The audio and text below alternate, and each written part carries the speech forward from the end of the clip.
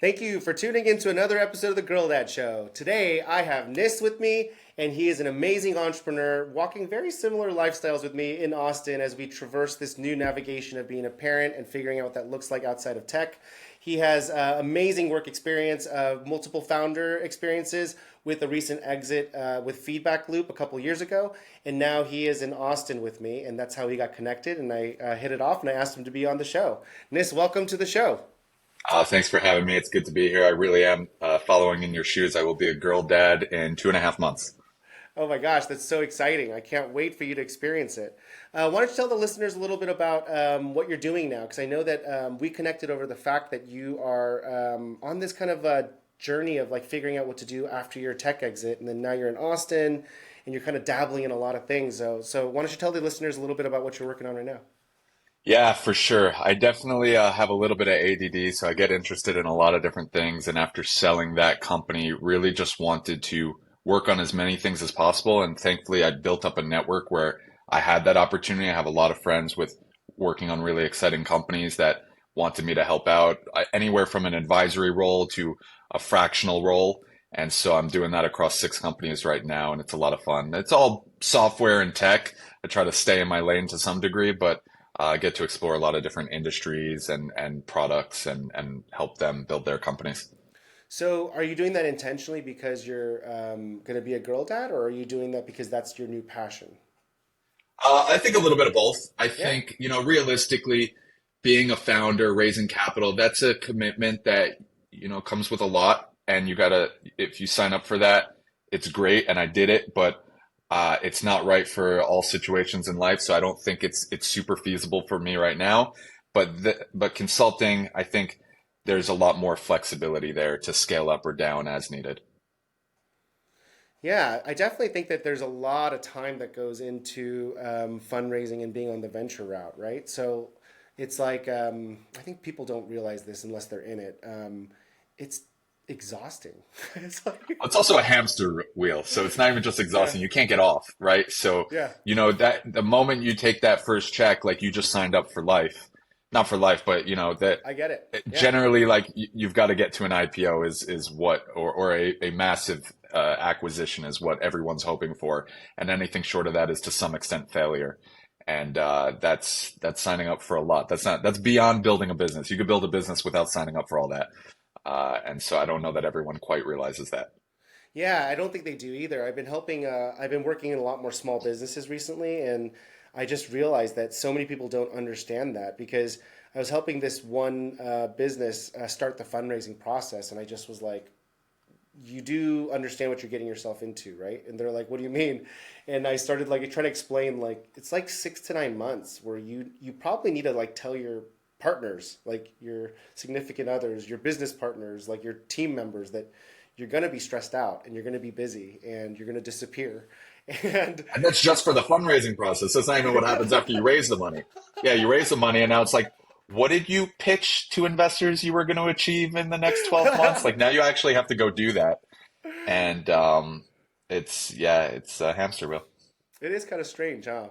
And then as you think about becoming a parent, talk to me a little bit about some of the changes that you made. Is that also like what's like how much did the move impact you on that? How much did that influence that? I have an 18-month-old boy, and so gonna have a girl in 2 months. Oh, So got it. yeah, yeah, Sorry. So you already yeah, have the kid and you have yeah, you're gonna yeah, be a girl dad with me. That's what you're yeah, saying. yeah, Okay, thank you, thank you. Yeah, nice. So yeah. Of course. So you're already on that train. yeah, so I've been on this journey for a couple years now. Yeah, and you know, hard to anticipate how much more difficult 2 kids versus 1 kid in terms of work-life balance will be. But I think, I work really hard to set aside like dedicated time for my kid every day. And they don't make houses very large in Austin. I think we talked about that last time. So trying to figure out like where we're going to live and all that, and just having the headspace to even figure that out is a lot right now. But we'll find a way to make it work. I guess one of the gifts of coming from New York City is that anything seems cheaper, bigger, better, and so Yeah. we have that benefit. I saw a couple of these TikTok videos on New York City rentals recently, and it's unbelievable because the rent's going back up again, right? And Yeah. they're showing like the spaces, and like even as a San Francisco guy, I'm like, wow, that's really small. Yeah, yeah. It's actually smaller than San Francisco is. It's pretty Yeah, and impressive. then they'll tell you at the end, they're like, "This is the luxury apartment." You're like, "Oh, really? What is what does the non-luxury look like?" So Yeah, I it remember. does make it nice, like coming here. Like we live in an apartment, and this is the biggest apartment we've ever lived in. Yeah. And when my family comes to town, they're like, "This is a shoebox," because they're from the suburbs. So Oh, nice. That's awesome. I will say that for me, having the first kid was so easy, for lack of better words. It was like so easy and nice that we're like, oh, second kid will be super easy. It wasn't. It was like the opposite. The oh, second really? kid. Second was like exponentially more difficult than the Oh first. yeah, it was so Really? hard. Yeah, it was Did you have definitely. dogs? Just curious. Did you have dogs before kids? We did. Yeah. Really? And so you're already used to like having your schedule aligned with like another creature besides yourself. I love that you brought that up. I actually love that you brought that up because having a dog is a great training ground for Yeah. having a human being because it literally depends on you to live. And so Yeah. there is a certain level of like step ladder, Yeah, yeah. training Kids that are you got to definitely do for more everything. complicated. Like you can't leave them home alone, but like the I know people that like can't make it home to walk their dogs, and I was like, you should not have kids. That's Like, right. That's yeah, if exactly your dog right. has to go indoors, then you're not ready for kids. That's right. You can't be Yeah, responsible for that. Then it's like definitely a step down from the yeah, responsibility you're gonna have as a kid. So yeah. I love that. But I will say that our first one was so easy, and we're like, oh, it can't be that bad. But what I've heard from other parents that are more experienced than us, that have more kids, essentially, they say that it evens out again after three. So it gets After harder, three. and then harder, and then after three, you're like, oh, it's super easy because they start helping each other. Yeah, I They wonder if it gets super easy, or you just give up, and the perception is easy. Yeah, it's not actually easier. It's just like Yeah, you're so beaten up and so tired that you're just like, oh, this yeah, is easy. yeah, exactly. That's funny. Yeah, I yeah. love At it. 12, you're like, what difference does it make? Yeah. So talk to me about how you grew up a little bit. So you said that your family's in the suburbs. Are they in the New York suburbs, or how did you grow up? Yeah, I grew up in the New York suburbs, so North Jersey, right across the GWB. Nice. That's awesome. I've spent a little Yeah. bit of time in Jersey. That's super Oh, fun. where at? Hoboken. Yeah, not far from where I grew up. Yeah, Teaneck, New Nice. Jersey. It's maybe, I mean, when I grew up, it was a 15-minute drive. Now it's probably like 45 minutes. That area has gotten very, very crowded and Oh yeah. lots of traffic. Yeah. People have moved there like crazy. It was Yeah, like yeah, very small town. Now it's like very dense. Yeah. yeah. Everywhere Hoboken has is though. hard to get. Everything's getting kind of. Yeah, exactly. So, but yeah, I grew Yeah. up right So you north grew of up in the Hoboken. suburbs, and then you moved to New York after what? College, or what'd you do? Yeah, How'd you right go? after college. Yeah, I Nice. And then, right after college moved there and started that company, Feedback Loop. oh wow, how long were you doing Feedback Loop then? 2014 to 2021 So or good amount of 2022. time. You Yeah. put some time in. Yeah, it was a long journey. Good for you, man. Congratulations. That's Yeah, great that thank you're you. able to see it through to an exit. That's fantastic. That Yeah, is, it was a long journey, and one of the reasons I'm not, like when I talk to people about that fundraise, like that journey could be 2 years, could be 7 years, could be 12 years, right? I would say at least set aside the next 5 to 10 years if you're going to do that journey. yeah, But if you're like, if you've been bouncing jobs every 18 months and you're like, oh, I want to start a company, like you should think about it first. That's a long time to be doing yeah. one thing. It's a really, really good point. It's a really good point. And then, what does your wife think about you doing this fractional consulting thing versus jumping into another business? I think she prefers it a lot more than me having board meetings every quarter and having that level of stress. Now I have the stress vicariously through my, clients and friends, their companies, but it's their board meetings, not my board meetings. And so, Yeah, they call me stressed and I sympathize, but I don't have to make those presentations. yeah, yeah. So she likes it because you're Yeah, happier. It yeah. sounds like Yeah, yeah. Well, nice. it's not, I would say the roller coaster is less. I would say like when you're starting a company, your emotional state can go from like one highly negative to 10, like very, very positive and like everything in between. And the consulting is more like, let's call it 4 to 7, right? Like I don't have those like that upper bound of like, yo, we just crush it. We're going to sell the company or we want a big deal. I don't necessarily have those, but nothing's ever below a 4. Like my worst day is like, I got a lot of work to do. Oh, nice. It's muted. Yeah. It's a little more Yeah, it's controlled. yes, exactly. I Exactly. love And I that. think at this age it's just a better fit. Well, I will say that that's a really good way to look at it because when I say that we're kind of on the same journey as it relates to like figuring out how to go from the venture back world to kind of consulting, is that you can control your time a lot better. And my thesis was, and I'm totally butchering it by the way, Nis. So don't. I'm gonna say it, and then I'm gonna then just immediately know that I'm not doing it anymore. But my thesis was the kids are going to like basically think you're the best thing since sliced bread until they're like 16, 17. And so you want to maximize that time, right? So you have as much time with them as possible during that time frame. And then like mathematically it's supposed to be like you spend 90% of the time that you spend with your kids before they're 18. And Really. then the And then it's last just like dramatically reduced. it reduced, Yeah. yeah, during Christmas and different things as they start to build their lives, right? It's Yeah. natural human life cycles, and it's like it's really like kind of stark data, and it's fairly accurate data because it's pulling from a lot of different sources, but it's very sobering data, right? And Yeah. so I like the idea of being a fractional, and I like the idea of consulting because it allows me the time to spend with my kids and still make a decent living and you know have a good balance of time and money, time and money. And so that was the thesis when I started embarking on this adventure. I But think I think I have a similar like kind of sentiment that like, I got a kid who's 18 months. He's not really going to remember anything now, but obviously I want to build a bond with him. But really by the time he's like 4 or 5, I want to have much more time available. And the consulting will let me scale down much easier than if I had started another company. that's right. That's right. I love it, man. It's freaking Yeah. awesome. Don't fall off the path, please, Yeah. because I fell off the path. I started getting too interested in projects, and I know you have that same bug. We share that same entrepreneurial bug, and so it's hard, man. It's hard to dial it It's down. really difficult. It's really difficult because even when you think you're like you've set like a very strict scope, like, hey, I'm not going to be available during these times or whatever it is, you can't hit pause on Slack. It doesn't Everything. work like that. Yeah, Yeah. yeah. So Yeah. So what are your goals then? So are your aspirations to stay through this through the time of your kids' development from 4 to whatever? Like are you thinking that as like your main focus on consulting and carrying that through? I mean, right now I like it a lot. I've been doing it for about 6 to 18 months. Like I would say 18 months initially, and now in the last 6 months, like really started ramping it up. I like it. I really like the context switching and getting exposure to different things. I'll tell you, I really appreciate an economy like this as well, where, depending on what aspect of tech you're in, you might think the economy's in a depression, right?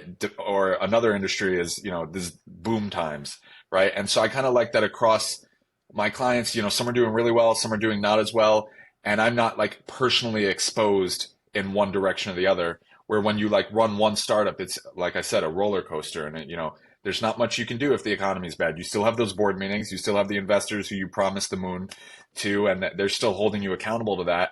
And you might be in an economy that's just not growing for that industry, and I just don't have those same fluctuations anymore. So I kind of like this more diversified approach, and I could see myself doing this for a while. That's amazing. And then how about for being a dad? How has that transition been? What do you love Oh, I about it? love What it. don't you love? You love it? I What love what do it. you love Yeah. about it? Tell me. Well, besides, I think you said it earlier, like the kid thinks you're a superhero, right? Like Yeah. you're the best thing since sliced bread. It's pretty wild. I mean, he laughs at anything I do, whether it's a joke or not. He thinks I'm a magician. Yeah. So it's great. He's like a new and improved version of me that Yeah. for some reason thinks I'm hysterical. Yeah. So That's awesome. yeah. And how are the grandparents with them? Oh, great. Yeah, yeah. So my wife's mom lives with us for the Nice. next 2 weeks, and then she's moving to an apartment upstairs, so 2 floors above us, to make room for the new baby girl coming in May. So yeah, she's nearby, and then my family comes to visit as much as possible. Wow. So you guys are doing A co-living. multi-generational household. I Yeah, love that. That's like a yeah. thing now. Did you guys intentionally decide to do that, or how did you guys Yeah, come up yeah, with yeah, that? yeah. Yeah, we got a 3 bedroom apartment, and then yeah, she moved here, and then we had the kid, and she's been, part of his life the whole time.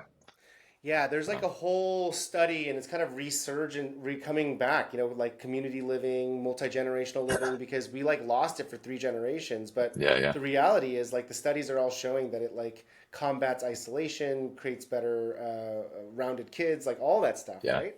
yeah. We had a lot of parts of life figured out for a few thousand years, and then we kind of swept it under the rug, and now we're like, let's bring it back. So I know yeah, it only took us like 90 years to figure it out. yeah, Yeah, but exactly. there's a whole thing, man. It's like totally coming back. And so is community living, where you buy like a plot of land. I don't know if you've heard of this. Oh yeah. Um, and then you like get with a bunch of friends and family and you all buy Yeah, there it. was an article, what, recently in like Wall Street Journal or something, like people buying, so, yeah, I used to live in New York. We lived with four couples total in a four-bedroom apartment. So there were like, what, 8 people in a four-bedroom. Yeah. And, yeah, it was community living. We called it the kibbutz, and, we Yeah. had a good time. So, It's awesome though, right? we're definitely very used to it. Yeah. Yeah, I feel like it's awesome. And I feel like when I think about like what I want for my kids, I've been exploring this a lot. I even did an episode on this all my research that I found on community living. I'm like so stuck on this concept of it because I just feel like at the end of the day, like money and all that stuff is important. I get it, but like when you really look back at your life, what are you going to want, right? You're going to want friends and family and community and those people to connect with. And I think that like what's stopping us from building that now? And it's like it's the social norms that are blocking Yeah, us from yeah. doing it now. Well, we You know what I'm evolved that saying? way for like tens of millions of years in like small social groups, and now everyone, is expected to live independently, isolated in their own fenced-in backyard, and it's just not how we came to be. So, yeah, I get it. I get the appeal of both. We just really like apartment living. We're friends with everyone on our hall. We play pickleball with everyone in our hall, That's and awesome. so we That's love it. awesome.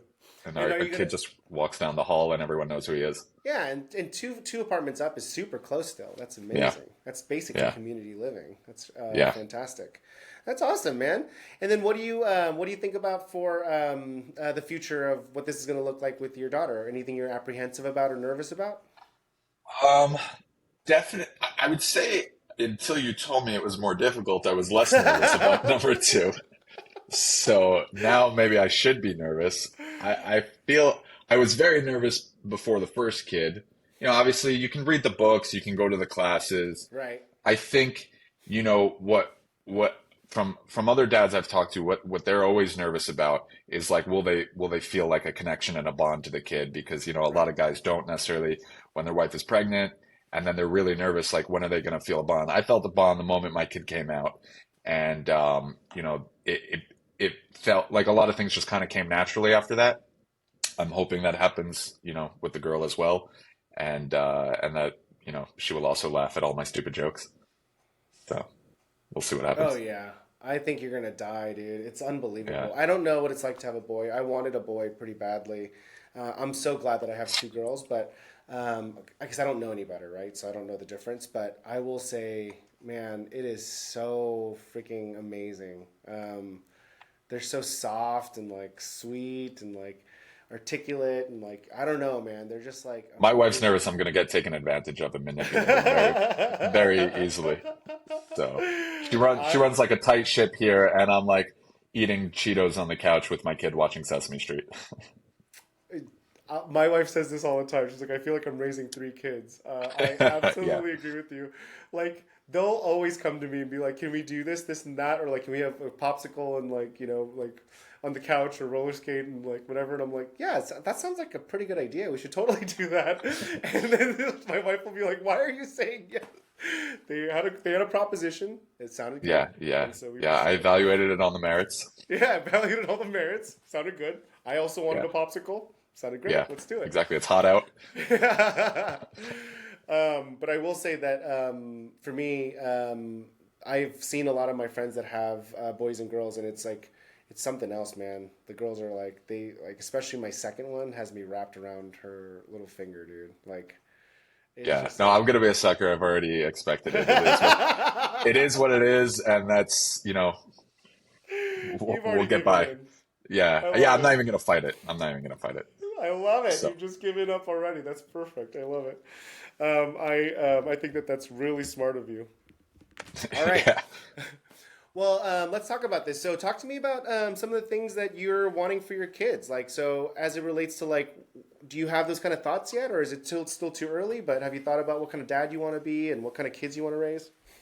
Yeah, I think, something that probably a lot of parents struggle with if if they're relatively successful is that, they reflect on their own childhood and they probably had some adversity or some hardship and they overcame it and, they think that, they feel fortunate that it helped them be successful.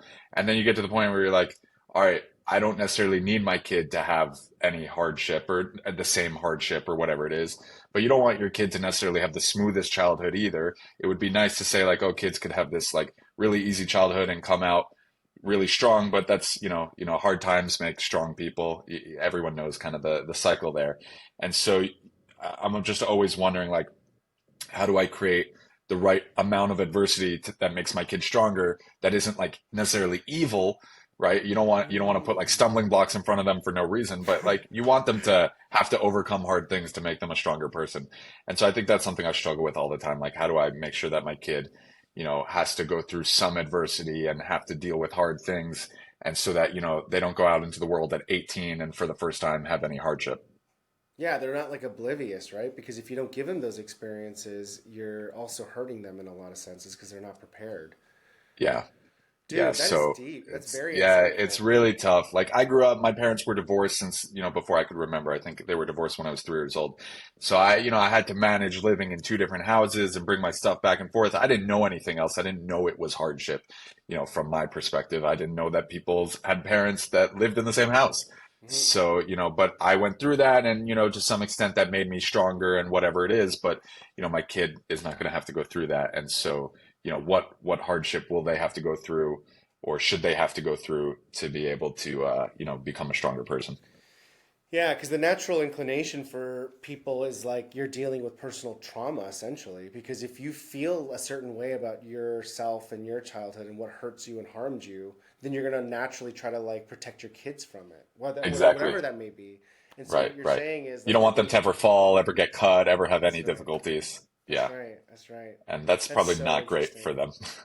No, So, it's not. Yeah, that's really interesting. It's very insightful because it's human nature to project your values and your hurts and your traumas, right? Because you're just doing it unknowingly because that's just yeah, who you are. And so you're like, this was hard for me, so I'm going to protect you from it.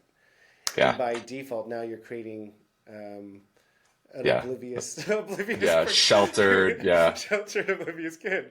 Yeah, so that's the difficulty is like this concept of like artificial adversity is like I think something probably a lot of parents are struggling with. You don't want to raise a brat. Yeah, So, how do you kind of navigate that? I know it's hard, and I know that this is actually very accurate because I will say that this was already happening even like 10 years ago, where a lot of these parents were over sheltering their kids. I Totally. remember you say this, and it brings up a really old story, but I remember interviewing. I used to manage at a Starbucks, and I remember interviewing a kid, and their mom came to the interview Oh, really? and sat down with the kid, and I'm like, "What are you doing?" Yeah. And she's like, "I'm here for the interview with my kid," and I'm like, "I'm not here to interview Yeah. you. I'm not hiring you. I'm not hiring you. What do you? This is so Yeah. weird. You have to leave." But I think it was already kind of starting because I think there's a lot of people that are not thinking like you're thinking, right? They're just not aware of what they're accidentally doing. They're trying to They protect think their if they kid so help their kid much. make every single decision, somehow that'll, you know, put their kid in a better position. But all it's going to do is not teach them how to make decisions. So, Yeah. Dude, you're so insightful. I love it. For just 2 years, 2 years being a dad, that's great, man. You're like I already thinking appreciate it. I spent ahead. some time thinking about it before, but yeah, I would say that's like the number one thing we struggle with. And then obviously, you could just open any newspaper to read about the difficulties of childhood nowadays, even just with like the iPhones and depression and mental health. And you just think like, wow, we didn't deal, we felt like we were dealing with a lot when we were kids, but it Yeah. seems like another level every generation. So It's just bad. navigating all that. It's actually really bad, and I'm very Yeah. conscious of it. Like, I don't think it's something that is just like, oh, a moderate level of bad. I think it's actually like multiples worse, especially for girls, right? Like, Yeah. Yep. I mean, the studies are showing that it's astronomical. Like, it's 14 times more suicide, and they're expecting Yeah. that number to grow. I mean, these Yeah. numbers are not like multiples of like two or three. We're Yeah. talking It's like not 10% astronomical. increase. Mm-mm. It's, yeah, I think the hardest part is not like being aware of it. Great. You're in the top 20% of parents to be aware, but the issue is that other parents need to, it's kind of a collective thing. It's kind of like one of the things we care a lot about is like sugar and processed foods. It's like, so what? So our kids can't go to any other kid's birthday party because those parents may or may not care about it, right? Right. And so it's kind of, you've got this like whole chain reaction where all it takes is one kid to bring their phone to school before, like, that's how people communicate. And then, your kid's either out of the social circle or has good mental health. It's like one or the other. Yeah. So it's really difficult. It it is really difficult, and it's actually getting to that point where there's so many new variables that you're actually like, it's not as easy to make those decisions either because it's not like it used to be when we were growing up where it was somewhat binary, right? Like that. But even that example is one of like 20 different subsets that our kids are growing up in, or they're going to grow Yeah. up in. Do you know what I Yeah. mean? Because of AI, digitization, technology, I'm Yeah. assuming wearables and just the labor shortage. There's going to Yeah. be all these things that are going to like compound this problem to be Right. even more complicated than we had. Yeah, it's tough, and then you could send your kid to a specialized school that doesn't allow phones, and all the parents are like-minded and all that. And now you've kind of isolated your kid into a part of society that's not going to exist after they're 18, and so you go back and forth on like, hey, should they have exposure to everything and just see what the world is like early, or should I try to isolate them from as much as possible? And it's a constant like we don't have to deal with it quite yet, but we're getting pretty close. I love that you've been thinking about this. This makes me so happy that you've been like Well, it's modeling very this. stressful, but It is very stressful, but I I love that you've put so much thought into it because you have some really specific things that you're saying, which means that you're actually like whiteboarding this in your brain at least, which is fantastic. oh yeah, my wife and I Um, talk about this like every day. oh, really? Yeah. What's Yeah. this? What's the thesis as of right now? What is the decision right now? Public school, private school, community. What are you gonna do? Homeschool. What is it? Obviously, you can change it. I know The this is gonna be immortalized in a podcast, but knowing that, what's yeah, your the stance on it right thesis right now is optimistically public school, now? Hmm. uh, with certain, I would say, limits that if they're crossed, then we would do homeschooling. That's the and homeschooling, not like, old school, like, hey, we're gonna hire a teacher and just have them with our kid at home, like a homeschool pod, where it would basically be like a school system just run by parents. But the Yeah. ideally public school, I think public school I'm of the opinion that until a kid's a certain age, school is really a social environment. Like whatever they learn is fine. If we need to hire tutors to teach them what they need to learn, that's fine as well. But like, I want them to have a social environment that most closely is going to mirror the real world and get them exposure to it quickly. But we have lines in the sand that have crossed. Like, if for whatever reason the school is unsafe, like physically, that would be like a line in the sand that we're not going to cross. But assuming like within reason, it would be public school. Yeah, that's great. Thanks for sharing. I know there's a Yeah. lot of calculations going on in your mind, so I appreciate you taking a flag and putting it in the sand for me. Yeah. That's the Um, goal. yeah, for whatever it's worth, I came to the same conclusion as you. So I'm also a public Yeah. school. I have been tinkering a lot with homeschool pods as well, Hmm. but the current conclusion is public school for the exposure of the real Yeah. world, Did right? you But did you go to public school growing up? I did, yeah. I went to public school growing up, and we also moved around a lot, and so I feel like that's also helped me develop more social skills than my wife. I guess that's kind Yeah. of weird to say that, but she lived in the same home her entire life. She went to the same school with the same kids. They went to the next school with the same kids, and So so I did forth. I did that. I went to private school my whole life, and Yeah, same elementary, then to the high school, and then I got to college, and it was a huge culture shock for me.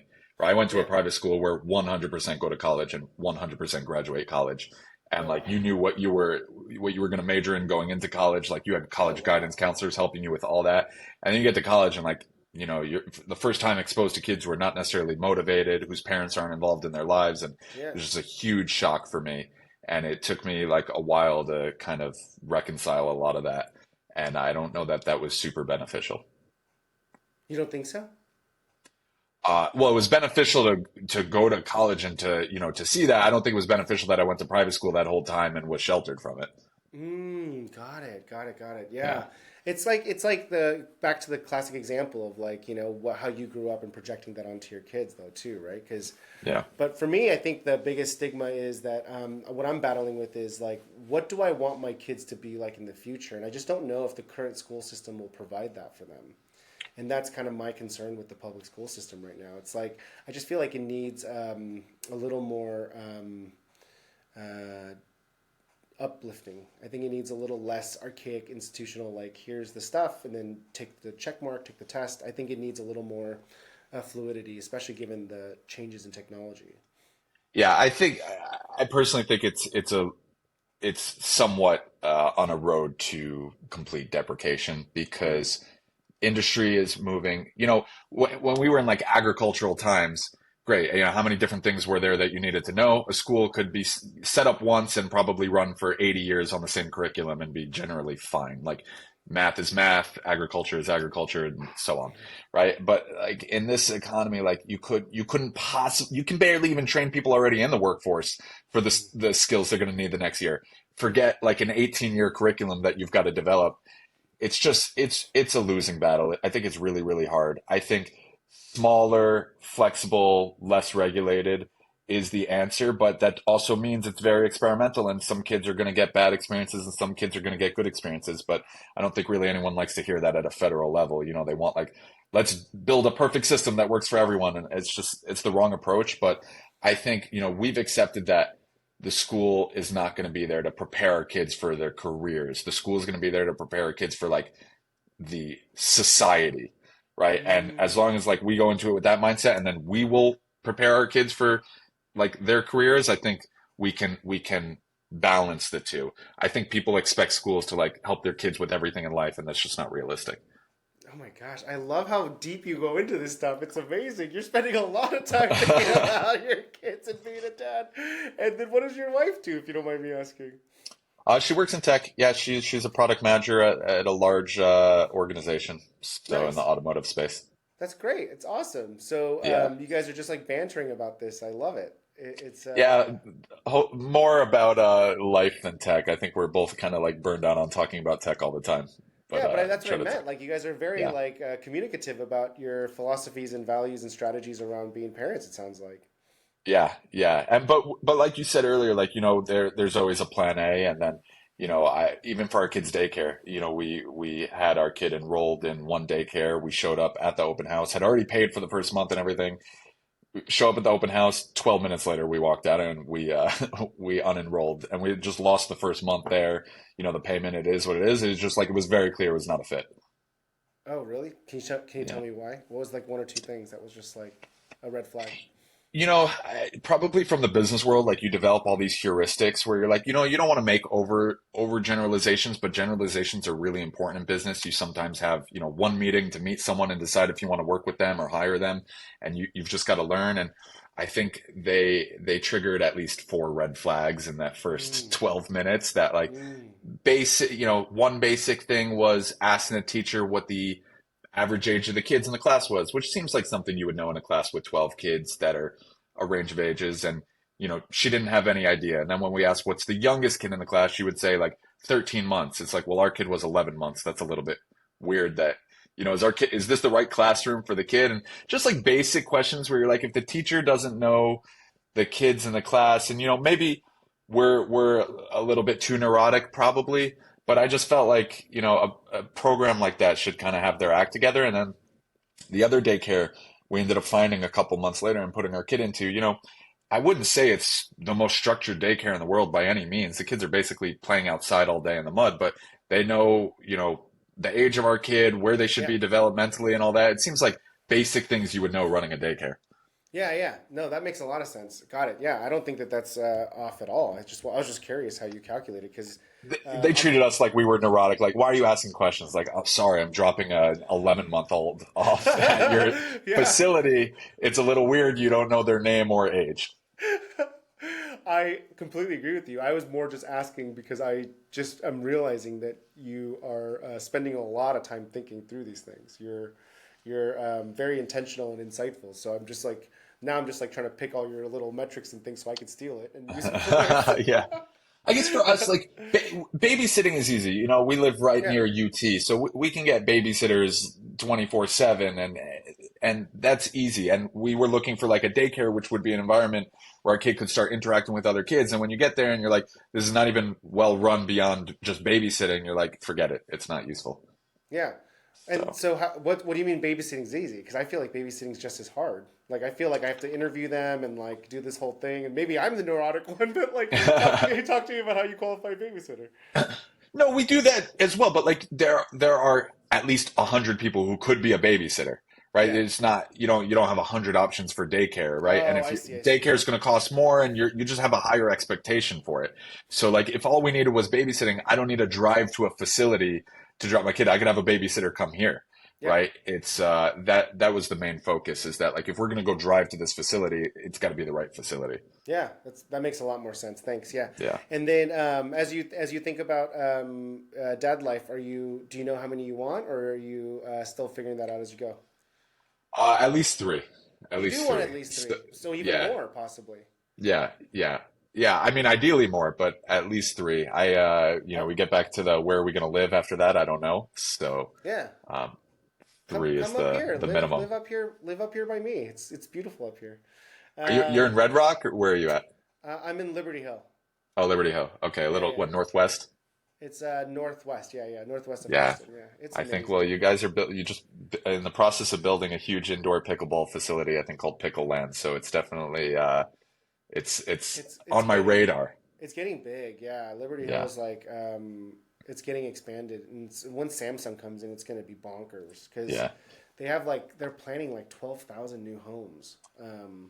It's like Everywhere in Austin is just exploding all the it's time. explode. Yeah, still, Yeah, and you'd think that it's yeah. pulling back, but it's not. It's actually No. it's just like pause for a second. It's still growing. Yeah, Yeah, I like it. Someone said the crane is the bird of Austin, so the it's crane pretty is the funny. bird of Austin. That's awesome. Yeah, Yeah, yeah, downtown they're is just everywhere. crazy. Downtown is Crazy. unbelievable. Rainy Street Yeah, is like getting developed. That huge new tower that yeah, the super tall. oh my gosh, Yeah, it looks gorgeous. Yeah, I yeah, can't wait to see yeah. it. It's right outside my window. Well, I got the Google Tower right outside my window, but the other window is the Rainy Street, and it's Oh, it's just nice. nuts. It's nuts. Yeah, it looks amazing. I can't wait because it's gonna be a really nice lifestyle shopping center too. Um, Yep, it's gonna be yep. nice for you. You're gonna have a hard time leaving even with more kids. Maybe you just have to get I a more know. expensive apartment. Yeah. Exactly. Yeah, they don't. That so what's funny is our kid is one. We're one of three families in our building with kids, and this is a 19-story building, so it's not. Mhm. There's 200, 300 apartments, whatever it is, Yeah. right? And that's if you go to New York, half the people, not maybe not half, but more than there'd be more than three families with kids. People just raise kids in the city. It's something they Yeah. do. Here, you have kids, you don't live in the city anymore.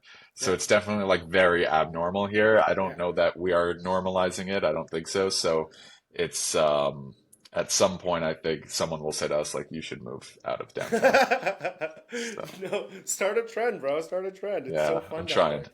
My Yeah. wife didn't understand why I loved moving here so much from California. She was like, she didn't get it until I took her down to Austin. And then she's like, oh my God, this is so fun. And I'm like, yeah, I was trying to explain to you that we just live in the country. And Yeah. you just need to like, I'll watch the kids, go drive down there and go have some fun. It's like super fun. Yeah. Lots of good food, lots of good things to do. Yeah, Austin's great. We love it here. Yeah. Hey, Nis, let me switch gears a little bit and let me ask you some of my rapid fire questions I like to ask every guest. Put some symmetry to this, and then let me get you on your way, okay? All right. So, number one, if you could go back and tell yourself one thing before having kids, what would you tell yourself? Definitely to think harder about where you're going to live and how much space you're going to need because you come from New York and you're like, yeah, we could all live in a one bedroom with three kids. And you're like, my grandparents did it. It's not practical to be stepping on your kids' toys in the kitchen. Yeah. So I would have thought a little bit harder about that before mortgages hit 7%. Yeah, I love that you said that. That's a really good one. I felt the same way when I moved here from California because anything felt bigger. Literally anything felt bigger. And then Yeah. now that you were here, now I'm like here for 3 years. I'm like, I should have got something bigger. You Yeah. know, and I'm like, and then Yeah, it's yeah. just Like like the you can Texas fill mindset. space very quickly. Yeah. Yeah. All right. And if you, What's one thing that's very surprising about yourself that you learned after becoming a parent that you didn't expect? Surprising about being a parent that I didn't expect.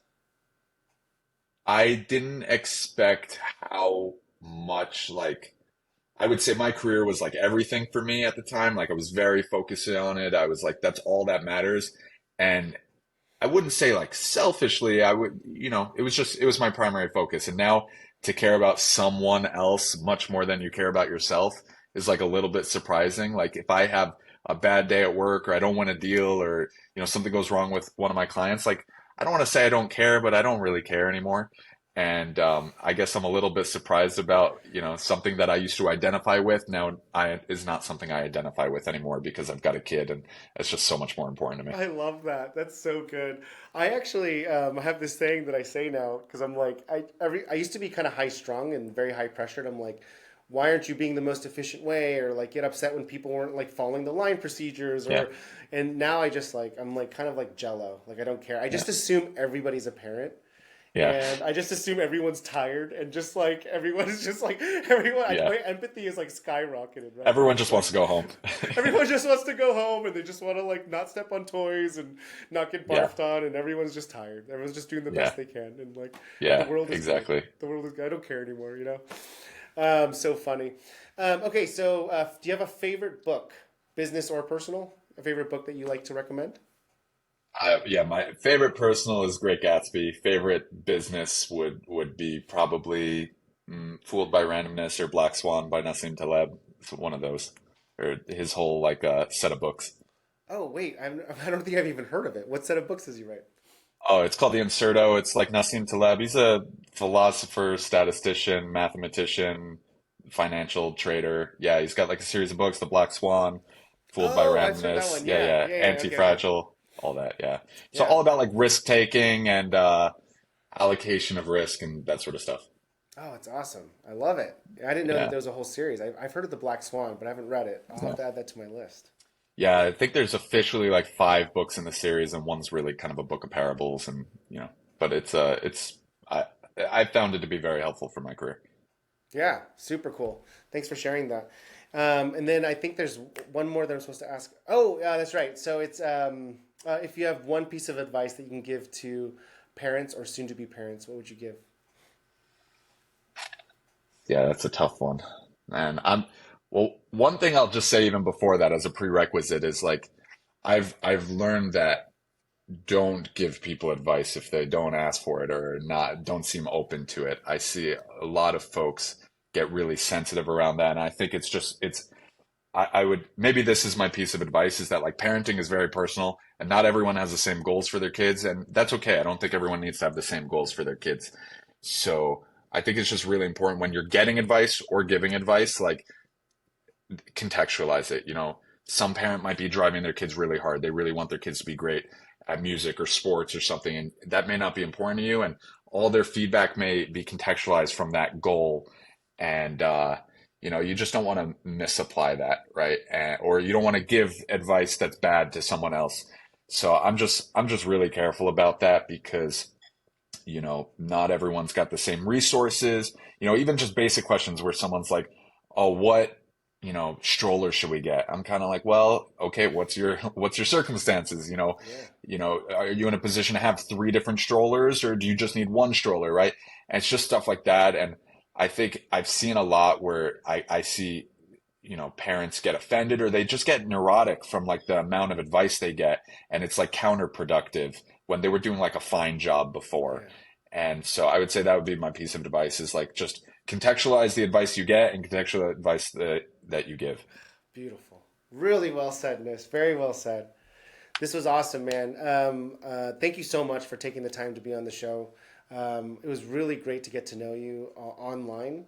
I know we had a little brief conversation, but it was really fun to dig in a little bit more on the show with you, man. Thank you for taking the Oh, time. I had a great time being here. Hope we get to meet up in person soon.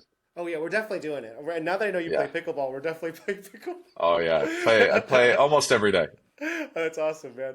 Yeah, I set up a little like a makeshift pickleball court in the blue, pool service warehouse because we have an Oh, extra, cool. and so we just put it up. It's like a pop up thing, but it If you still put a works. proper chord in there, you can charge people $40 an hour. You serious? Oh yeah. Oh yeah. There really Yeah. isn't even a court here, so I probably could actually. Yeah. Yeah. You'd be in that business very quickly. That business takes off over the pool cleaning company business. Yeah, exactly. Exactly. This, we'll talk soon, okay? We'll hang out soon. Yeah. Okay, Awesome, take Jan. care, brother. Bye.